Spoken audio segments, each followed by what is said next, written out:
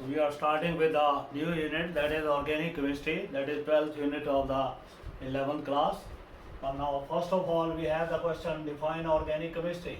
It is defined as a branch of science which deals with the study of covalently bonded compounds of carbon, or it deals with the study of hydrocarbons and their derivatives. Then we have the next, what is vital force theory? Vital force theory, it was given by Berzelius.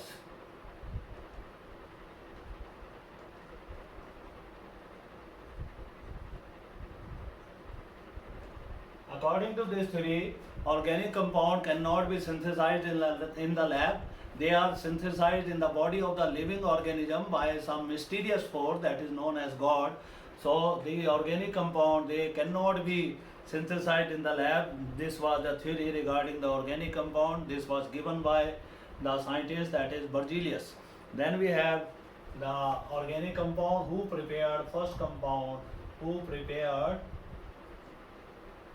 first organic compound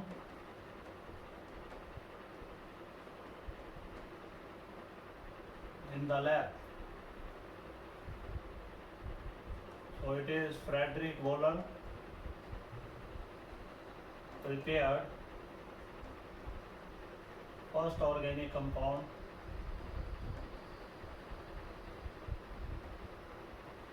in the lab.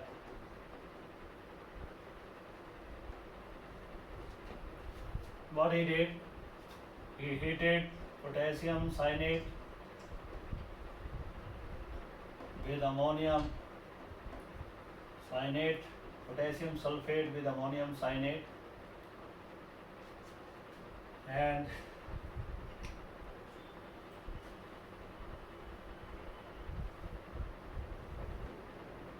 he heated potassium cyanate with ammonium sulfate and got K2SO4 plus ammonium cyanate. This ammonium cyanate, when heated, rearranged to give you urea.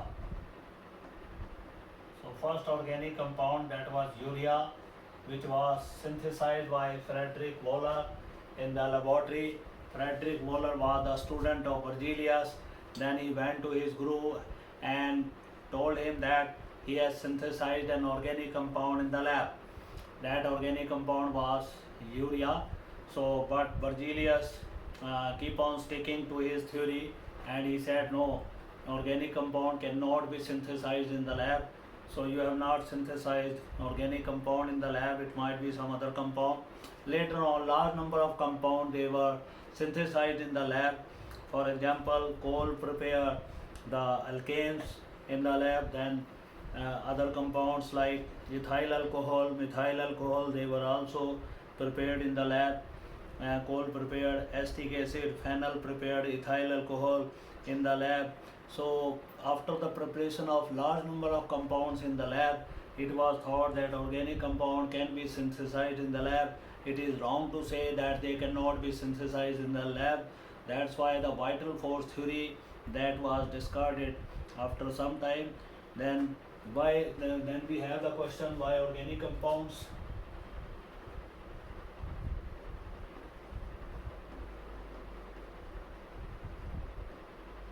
are kept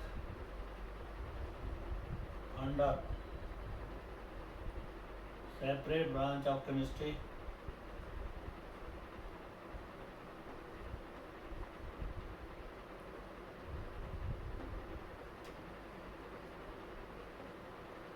Organic compounds are kept under separate branch of chemistry. It is because of few specific reasons. Number one, composition. All the organic compounds, they are made up of specifically 10 elements. Sometimes some metallic atoms are also involved. So composition of these organic compounds, that is limited,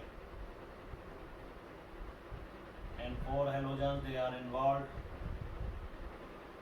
in the synthesis of organic compounds. So these are the 10 elements.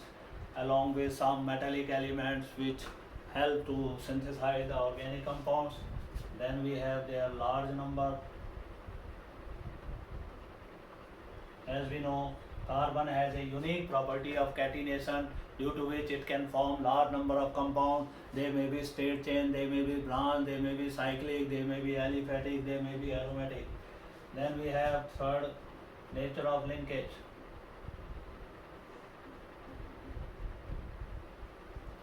As we already know that all the organic compounds, they contain covalent bonds, so they do not produce ions due to covalent linkage among their molecules. Then the organic compound, they are highly combustible.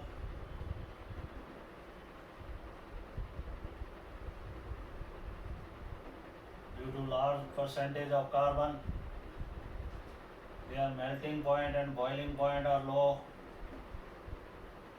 Due to weak van der Waals forces among their molecules, then they are non-conducting.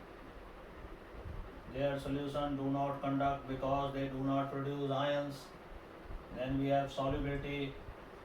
Organic compound, they are soluble in organic solvents. They are not soluble in the polar solvents like water. Then we have the density.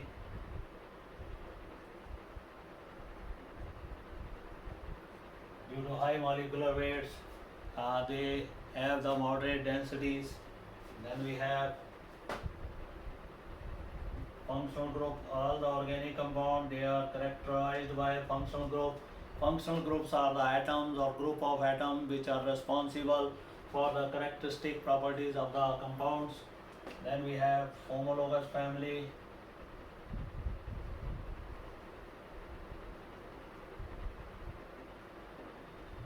All the organic compounds, they exist in the different families. These families, they have same general formula, similar methods of preparations, they have similar chemical properties, but their physical property, they show regular gradation, regular change with the increase in surface area and molecular weight of the compound.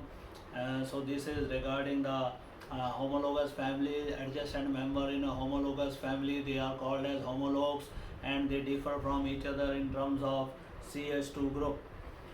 So this is regarding the characteristics of the organic compound, of the reasons why organic compound, they are kept under separate branch of chemistry. They are not kept in the same branch with inorganic chemistry or with physical chemistry.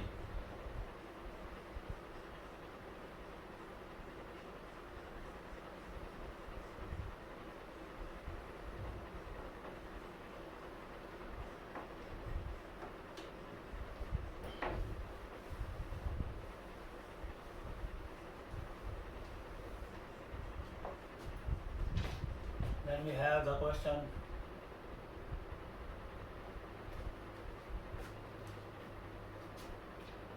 what do you mean by tetracovalency of carbon?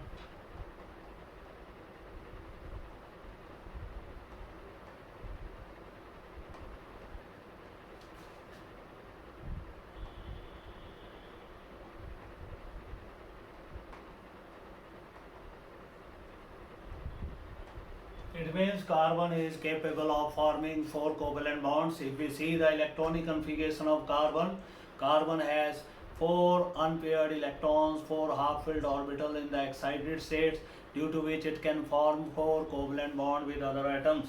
It can form single bond, it can form double bond, it can form triple bond among itself. So carbon has a tendency to form 4 bonds in all the compound, whether they are saturated or unsaturated.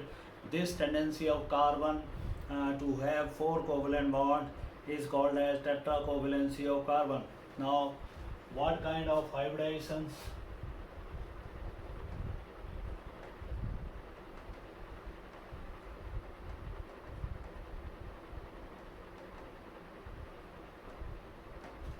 Are shown by carbon.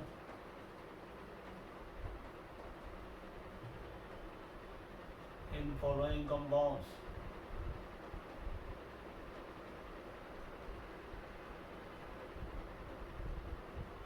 These compounds are CH3CHO, CH2, CH2, CH triple bond CH.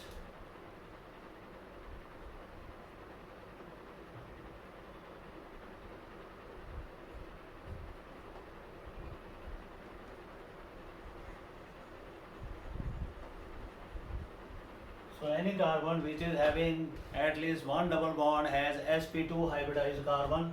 So it is sp2, it is sp3, all bond single.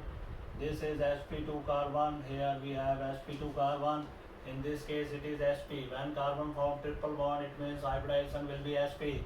This is all single bond, though carbon will be sp3, all carbons, whether this or central carbon. In this case it is sp3, it is sp2 carbon. So in this manner we can recognize what kind of hybridization is present in the different carbons in the compound. Then we have the question, what are the graphic and condensed formula?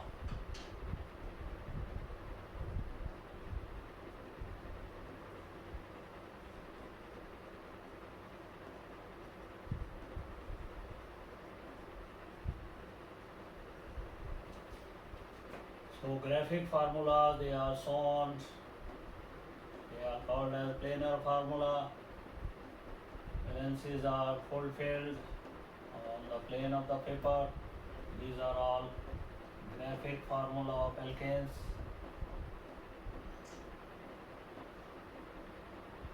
And we have condensed formula. These are the condensed formula where all the atoms of one kind, they are condensed. Then we have the bond line notation, graphic, condensed and bond line notation.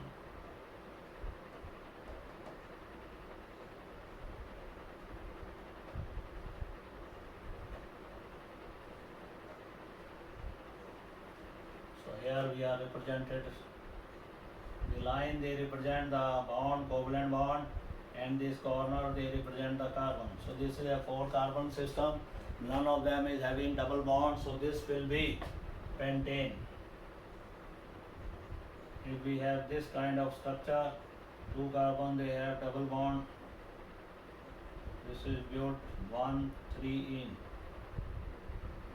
diene. Then we have this kind of structure, 1, 2, 3, 4, 5, 6, 7. It is hepta 1, 3, 5, triene. So this is bond line notation of the organic compound. This is also bond line notation, where the lines they represent the covalent bond and the point, the corner they represent the carbon. Then we have another question, what are hydrocarbons? Discuss their types. This is very important question from examination point of view. What are hydrocarbons and give their classification.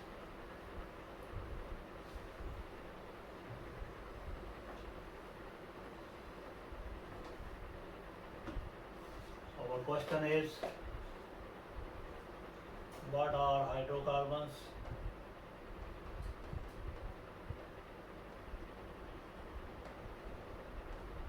Give their classification.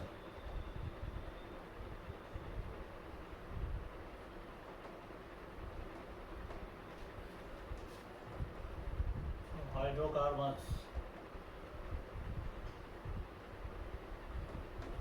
these are the compounds which are made of carbon and hydrogen. Let us see their classification. Aliphatic, and we have acyclic. We don't have cyclic of carbon atom.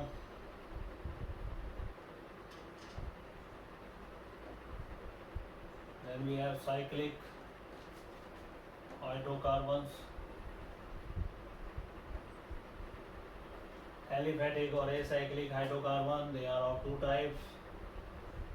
Saturated, they include alkanes, all carbon singly bonded. Then we have unsaturated, we have double bond and triple bond. These are alkenes and alkynes. Then we have cyclic hydrocarbons. They are alicyclic and aromatic. Alicyclics further are two types, saturated and unsaturated. Saturated include cyclobutane, cyclopropane, cyclopentane and so on. Unsaturated two classes. We have cyclobutane, we have cyclopropene, we have cyclopentene and so on. Then we have unsaturated triply bonded. This is cyclobutane, cyclopentine. Then we have aromatic. They are benzenoid, having benzene ring. Non-benzenoid, which are aromatic but they are not having benzene ring. So they are mononuclear and polynuclear. Mononuclear contain only one benzene ring, polynuclear contain fused benzene ring. This is naphthalene, this is anthracene.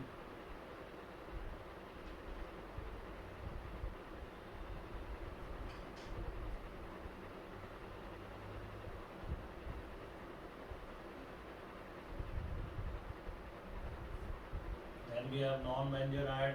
These are furane,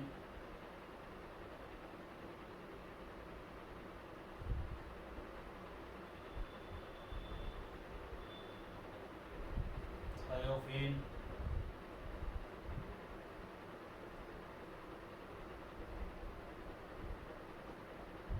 pyrrole.